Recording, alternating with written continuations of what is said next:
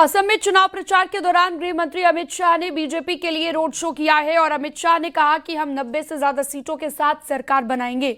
बंगाल में भी अच्छी तरह से सरकार बनाएंगे, ये भी उन्होंने कहा है।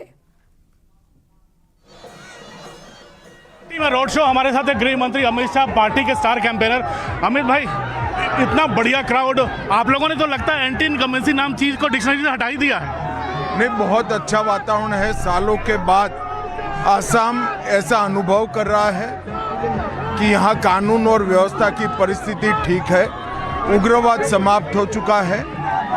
मोदी जी और हेमंत विश्व शर्मा के नेतृत्व में पूरा डेवलपमेंटल वर्क हर घर तक, हर कस्बे तक, हर शहर तक पहुंचा है। इंफ्रास्ट्रक्चर का डेवलपमेंट विकसित राज्यों जितना यहाँ पर जमीन पर उतारने में हमारी दोनों सरकारें सफल हुई हैं और एक प्रकार से इन्वेस्टमेंट, एजुकेशन, हेल्थ और रोजगारी चारों क्षेत्रों में बहुत क्रांतिकारी परिवर्तन हुआ है। मुझे पूरा भरोसा है कि एक प्रचंड बहुमत के साथ हम जीतेंगे।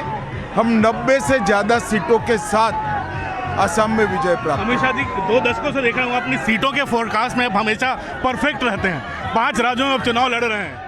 इस बार आपने कोई मिशन 44 या मिशन 244 ऐसा कोई नारा नहीं दिया है।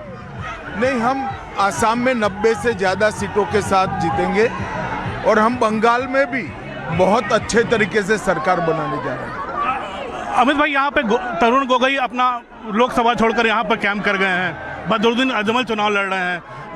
10 साल के बाद आपकी पार्टी फिर से सत्ता के लिए चुनाव लड़ रही है। कहीं कोई मुश्किल पा रहे हैं, कोई अड़चन तो नहीं नजर आ रही? नहीं, जरा भी अड़चन नहीं। चुनाव तो सबने लड़ना चाहिए, अपनी अपनी पार्टी का प्रचार भी करना चाहिए और गोगोई जी यहीं के नेता है, लड़ रहे, इसमें हमें तो कोई दिक्कत नहीं है, कोई स्पर्धा नहीं है।